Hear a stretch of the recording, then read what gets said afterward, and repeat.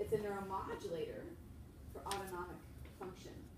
Things like heart rate. It will play a role and create a change in heart rate given the demand for acetylcholine.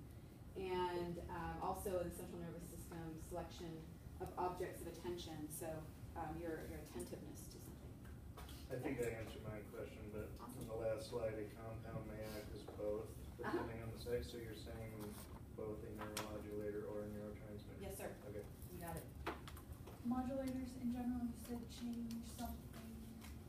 They generally are changing, are either producing, they're stimulating a cascade of events in our system, and I'll talk to you more about that. So you're kind of holding on to that idea for right now.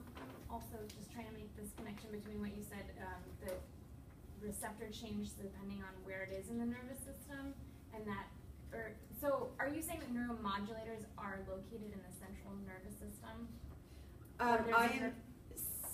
Yes, they are, but I'm just saying that, and the point is that that a neurotransmitter, a chemical. So we're looking at acetylcholine, for example. First of all, we're going to look at dopamine now, which is extra cool. But that just saying that when it's in the central nervous system, it has a very different receptor. It has a different receptor and a different activity, and therefore a different activity.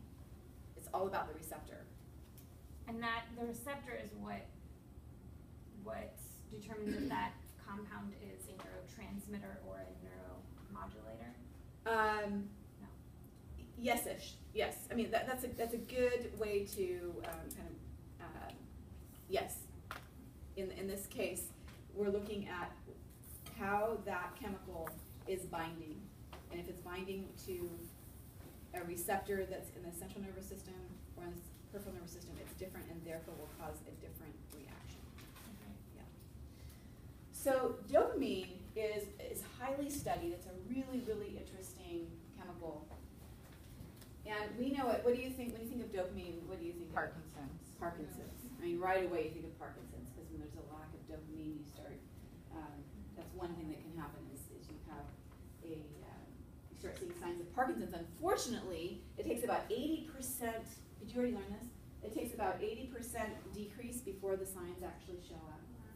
So, you know, a lot of research goes into finding early markers for diseases like that, where the signs don't show up until a certain amount is gone. And if we can get earlier markers, man, that would be so much better in the treatment. So it's a neuromodulator for motor activity, motivation, and cognition. So are you starting to see like motor activity, motivation, cognition? These are not things that are, I mean, some of that's like a fast decision, but there's other longer lasting ideas that go with these types of activities. Decreased dopamine in the substantia nigra. We have a whole chapter devoted to the basal ganglia, so don't worry, we'll get more information. It's a primary defect in Parkinson's disease. So you have some rigidity, you have some lack of voluntary muscle contractions.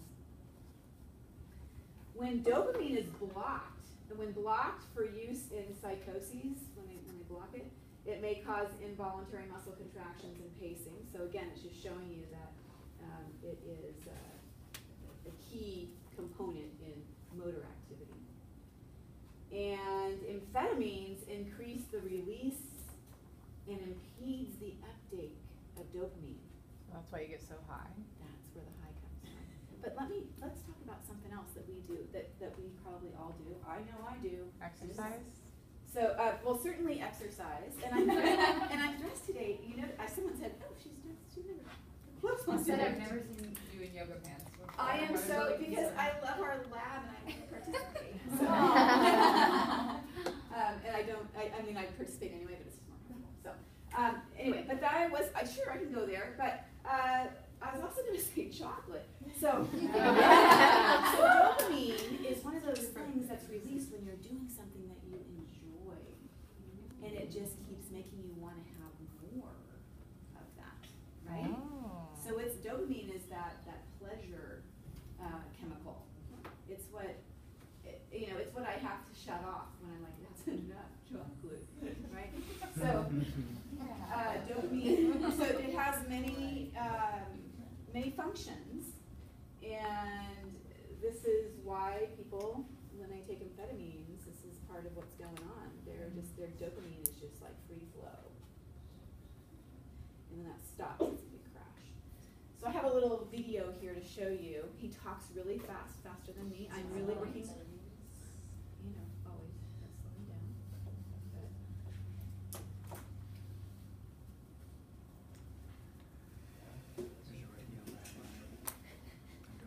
On dopamine.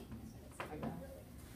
There's a radio lab on this? Yeah, on dopamine. What year? neurotransmitters. In the archive? Yeah. Or is it brand new? It's, no, it's in the archives. I don't remember what it's called. Is it a long?